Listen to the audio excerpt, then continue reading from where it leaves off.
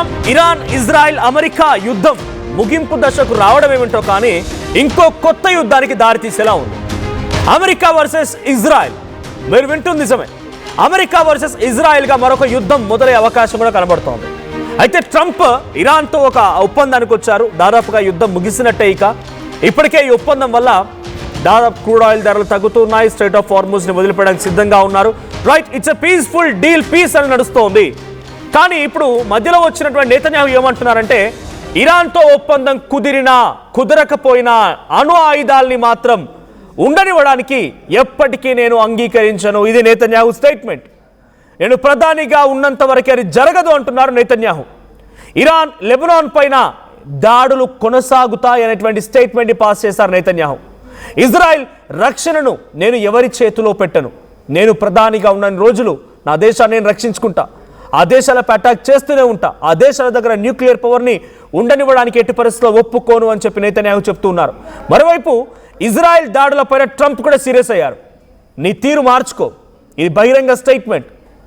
నెతన్యాహుకి Trump ఇచ్చిన statement ఏంటంటే please change your way. నువ్వు నీ మాటని నీ తీరును మార్చుకో, లేకపోతే ఇజ్రాయెల్ చాలా దారుణమైన పరిస్థితి ఎదుర్కోవాల్సి వస్తుంది. నేను లేకపోతే ఇజ్రాయెల్ ఎప్పుడో నాశనం అయిపోయేది. ఇది డొనాల్డ్ ట్రంప్ యొక్క స్టేట్మెంట్. లెబనాన్ విషయంలో ఇజ్రాయెల్ బాధ్యతాయుతంగా ఉండాలి అంటున్నాడు ట్రంప్. లెబనాన్పై అటాక్ చేయకూడదు. శాంతి ప్రయత్నాలకి ఆటంకం కలిగిస్తే, లెబనాన్పై దాడులు కొనసాగిస్తే ఊరుకునే ప్రసక్తే లేదు అని చెప్పి ఇజ్రాయెల్ పైన ఇప్పుడు ట్రంప్ చాలా సీరియస్గా వార్నింగ్ ఇస్తున్నారు. మిడిల్ ఈస్ట్లో ఇప్పుడు ఈ రెండు దేశాల మధ్య జరుగుతున్నటువంటి ఈ వార్ ఆఫ్ వర్డ్స్ అంటే మాటల యుద్ధం చాలా భయంకరమైనటువంటి పరిస్థితి దారితీసే అవకాశం ఉంది. ఒకసారి డొనాల్డ్ ట్రంప్ ఏం మాట్లాడారు, నెతన్యాహుకి ఎటువంటి వార్నింగ్ ఇచ్చారు, ఒకసారి వార్నింగ్ మాటలు ఏంటో విందాం. Israel's fighting Hezbollah too long and too many people are being killed. And you don't have to knock down an apartment house every time you're looking for somebody, because there are a lot of people in those apartment houses and they're not all Hezbollah, that I can tell you. And I suggested to Israel to let Syria take care of Hezbollah. Because to be honest with you, I think they do a better job of doing it. And I didn't like Syria. I didn't like where 2 hours before we're signing the agreement that there was an attack in Lebanon, in Beirut. It wasn't like in the southern side, and it was in Beirut. I did not like that. I let them know that. I didn't like it, not at all. But I think that Syria, he's pulled that country together amazingly quickly. He's very capable, and he's been very good for me. He's protected everything that I've asked for. He's done. And if Israel can't do the job without killing everyone else, he'll do the job. Syria will do the job. Right, ఇది Donald Trump చెప్తున్న మాట. లెబనాన్పై దాడి చేయొద్దు, ఒప్పందం దాదాపుగా ముగిసింది, ఇక piece deal అనేది కొనసాగుతోంది, ఈ రకమైన డిస్కషన్స్ జరుగుతూ ఉన్నాయి, ఇక కంక్లూజన్కి వచ్చేసాం. నువ్వు మళ్ళీ యుద్ధాన్ని మొదలు పెడతానంటే ఊరుకునే ప్రసక్తే లేదు. అనవసరంగా యుద్ధాన్ని రెచ్చగొట్టకు. నువ్వు లెబనాన్పై దాడి చేసి దాన్ని తీవ్రంగా చూడాల్సి వస్తుంది. నువ్వు గనక ఇంకా ఈ ఆటంకాన్ని అంటే ఈ పీస్ డీల్ని, శాంతి ఒప్పందాన్ని కంట్రోల్ చేస్తే, శాంతి ఒప్పందాన్ని కనుక ఆటంకం కలిగిస్తే డెఫినెట్గా నీ అంతు తేలుస్తానంటూ ఆ డొనాల్డ్ ట్రంప్ నెతన్యాహుకి వార్నింగ్ ఇస్తున్నారు. నెతన్యాహుకి ఇచ్చేటువంటి వార్నింగ్ చూస్తూ ఉంటే ఇప్పుడు డొనాల్డ్ ట్రంప్ వర్సెస్ నెతన్యాహుగా ఒక బిగ్ వార్ నడుస్తుందా అనేటువంటి సిచ్యువేషన్ కనబడుతోంది.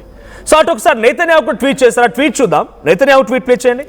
సో నెతన్యాహు ట్వీట్ ఏంటంటే డొనాల్డ్ ట్రంప్ విషయంలో నేను నా దేశ రక్షణని ఎవరి చేతిలో పెట్టను, నా దేశ రక్షణ ఎవరి చేతిలో పెట్టాల్సిన అవసరం లేదు. చూడండి ఇక్కడ, with an agreement, without an agreement, as long as I am the Prime Minister of Israel, Iran will not have nuclear weapons. నేను ప్రధానిగా ఉన్నన్ని రోజులు, ఒప్పందం కుదిరినా కుదరకపోయినా, నేను ప్రధానిగా ఉన్నన్ని రోజులు న్యూక్లియర్ వెపన్ అనేది ఇరాన్ దగ్గర ఉండకూడదు. ఇది నెతన్యాహు చేసిన ట్వీట్. డొనాల్డ్ ట్రంప్కి వ్యతిరేకంగానే ఈ ట్వీట్ కనబడుతోంది.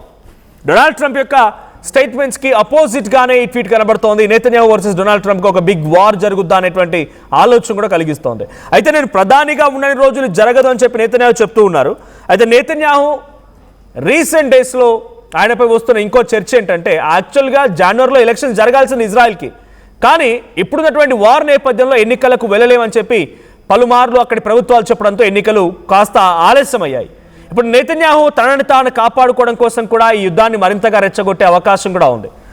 రైట్, ఎటువంటి అవకాశం అంటే ఇప్పుడున్న సిచ్యువేషన్లో నెతన్యాహు 3 కేసులు ఎదుర్కొంటున్నారు, చాలా కీలకమైన కేసులు. ఒకటి కేస్ 1000, 2000 అండ్ 4000. ఏంటి ఈ కేస్ 1000, 2000, 4000 అంటే దాని తీవ్రత బట్టి. ముందుగా కేస్ 1000 అంటే తన భార్య కోసం కాస్ట్లీ గిఫ్ట్లు, champagne bottles, gold ornaments, diamond ornaments and విలాసవంతమైనటువంటి బహుమతులని ఓ కంపెనీ ద్వారా ఆయన తీసుకున్నారంట. సో ధనికులైనటువంటి వ్యాపారవేత్తలు ఎవరు? అర్నాన్ మిల్చాన్ అనేటువంటి ఒక వ్యక్తి అండ్ జామ్స్ ప్యాకర్, వాళ్ళిద్దరి దగ్గర నుంచి ఈ గిఫ్ట్లు తీసుకున్నారంట. సో ఫ్రాడ్ కింద ఆయన పైన కేసు నమోదైంది. సో ఆ తర్వాత కేసు 2000, ఆయన ఒక పత్రికకి సపోర్ట్ చేస్తూ మీరు నా గురించి సానుకూలంగా వార్తలు రాయండి, నేను మీకు కాంపిటీషన్గా ఉన్నటువంటి ఇంకొక న్యూస్ పేపర్ సర్క్యులేషన్ని కంట్రోల్ చేస్తానని చెప్పి ఇంకొక క్రైమ్కి పాల్పడ్డారంట. దాని విషయంలో ఆయన పైన కూడా కేసు నమోదైంది. ఇక చివరిగా కేసు 4000, ఇట్స్ సీరియస్ కేసు. దీని విషయంలో డైరెక్ట్గా లైఫ్ ఇంప్రిజన్మెంట్ పడే కూడా అవకాశం కూడా ఉంది. ఏంటి? టెలికాం సంస్థ, ఒక టెలికాం సంస్థకి ఫుల్ ప్లెడ్జ్డ్గా సపోర్ట్ ఇస్తూ అన్ని కాంట్రాక్ట్లు ఆ టెలికాం సంస్థకి అప్పగించి, ఆ టెలికాం సంస్థ ద్వారా ఉన్నటువంటి ఇంకొక న్యూస్ పేపర్ ఏజెన్సీ కూడా ఉంటే వాళ్ళ ద్వారా ఆయనకి ఆయన కుటుంబానికి పాజిటివ్గా వార్తలు రాయించుకోవడమే ఇజ్రాయెల్ ప్రధాని నెతన్యాహు చేసినటువంటి ఇంకో క్రైమ్. సో ఈ 3 కూడా ఫ్రాడ్స్ కిందకే వస్తున్నాయి. బ్రీచ్ ఆఫ్ ట్రస్ట్, ఫ్రాడ్, ఇలాంటి సిచ్యువేషన్సే ఉన్నాయి. కాబట్టి నెతన్యాహుని ఈ పార్టీకే జైల్లో వేయాల్సిందే. అక్కడి ప్రజలు కూడా, సామాన్యులు, అపోజిషన్ పార్టీస్ కూడా ఇవే డిమాండ్ చేస్తున్నాయి. కానీ ప్రతి సందర్భంలో ఆయన కోర్టుకు హాజరు కావాల్సినప్పుడల్లా కోర్టుకి తన తరపు న్యాయవాదులు చెప్తున్న మాట ఏంటంటే, మీరు ఇప్పుడున్న సిచ్యువేషన్లో ప్రధాని అరెస్ట్ చేసి జైల్లో వేస్తే ఆయన రాలేకపోతున్నారు, డ్యూ టు యుద్ధం జరుగుతోంది కాబట్టి యుద్ధం నేపథ్యంలో చాలా బిజీగా ఉన్నారు, మీరు ఆయన అరెస్ట్ చేస్తే మన దేశం చాలా ఇబ్బంది పడిపోతుంది, కాబట్టి ఇప్పుడు మేము ఆయనకు ప్రొటెక్షన్ ఇవ్వాల్సిందే. ఇది కోర్టు దగ్గర ఆయన తరపున న్యాయవాదులు చెప్తున్నమాట. జనవరిలో జరగాల్సిన ఎన్నికలు కూడా ఇప్పటివరకు ఆల్మోస్ట్ ఇది జూన్, 6 months లేట్ అయిపోయింది ఇజ్రాయిల్లో. ఈ 6 months పీరియడ్ ఆఫ్ టైంలో కూడా యుద్ధం అనేటువంటి నేపథ్యంలోనే ఆపుతూ వచ్చారు. ఇప్పుడు ఇజ్రాయెల్ ప్రధాని నెతన్యాహు కూడా మరోసారి యుద్ధాన్ని ఆయన ఇలా చెప్తున్నారు. ఏం చెప్తున్నారు? ఇప్పుడు యుద్ధం ఆగినా ఆగకపోయినా, అగ్రిమెంట్ కుదిరినా కుదరకపోయినా, నేను మాత్రం ఇరాన్లో న్యూక్లియర్ వెపన్స్ ఉండడానికి ఇష్టపడను, న్యూక్లియర్ వెపన్స్ ఉండకూడదు అనేటువంటి స్టేట్మెంట్ ఆయన పాస్ చేస్తున్నారు. అంటే నేను యుద్ధాన్ని ఇంకా మళ్ళీ పొడిగిస్తాను, నేను అటాక్ చేస్తాను, లెబనాన్ పైన ఇరాన్ పై అటాక్ చేస్తాను, అమెరికా ఒప్పుకొని నేను ఒప్పుకోను. ఇది నెతన్యాహు యొక్క స్టేట్మెంట్. అమెరికా అధ్యక్షుడు డొనాల్డ్ ట్రంప్ క్లియర్గా ఒక మాట చెప్తున్నాడు. ఏమని? మీరు ఇరాన్ పై అటాక్ చేయకూడదు. అసలు అమెరికాకి ఇరాన్ గొడవ ఏంటి?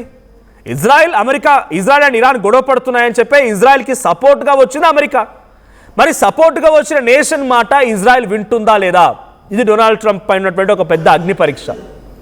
ఇజ్రాయెల్ పై అటాకే కదా, ఇరాన్ పైన అమెరికా ఇంతటి కోపాన్ని దిగడం, తర్వాత వచ్చి నతాన్జా, ఇస్ఫహాన్, ఫార్దో లాంటి న్యూక్లియర్ సైట్స్ పై అటాక్ చేయడం పోయిన సంవత్సరం జూన్లో, అంటే ఏడాది క్రితం. ఇప్పుడు మళ్ళీ 60 రోజులు 90 రోజులుగా జరుగుతున్న యుద్ధంలో కూడా ఇజ్రాయెల్ పై అటాక్ చేస్తున్న నేపథ్యంలోనే అమెరికా ఇరాన్ మధ్య వార్గా మారింది.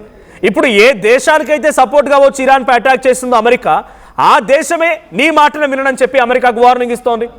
నీ మాట నేను పట్టించుకోను, లెబనాన్ ఇరాన్ పైన అటాక్ చేస్తూనే ఉంటా, నా దేశాన్ని నేను రక్షించుకుంటా, నా దేశ రక్షణని ఒకరి చేతిలో పెట్టను, ఎట్టి పరిస్థితులు అది కుదరదు. ఇది నెతన్యాహు చెప్తున్నమాట. సో నెతన్యాహు డొనాల్డ్ ట్రంప్ మాట వినకపోతే డొనాల్డ్ ట్రంప్ కూడా ఏం చెప్తున్నారంటే, డెఫినెట్గా నువ్వు కొంత అనుభవించక తప్పదు అంటున్నారు. అనుభవించక తప్పదు అంటే యుద్ధమేనా? అనుభవించక తప్పదనే స్టేట్మెంట్ డొనాల్డ్ ట్రంప్ ఇజ్రాయెల్ నెతన్యాహుపై వేశారు అంటే అది యుద్ధమేనా?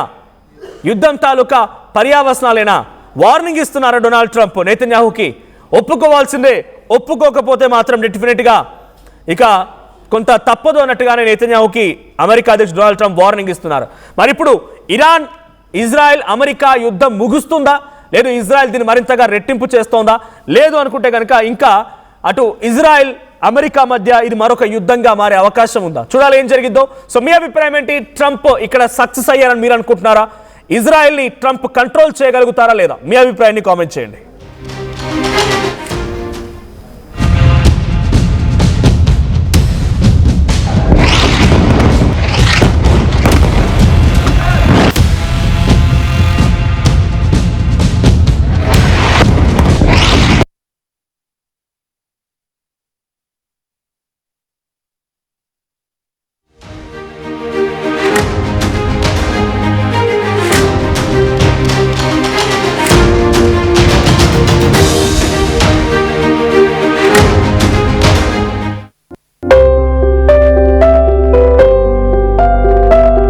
చిన్న చిన్న ఆనందాలు 35 ఏళ్లుగా నా జీవితంలో లేవు.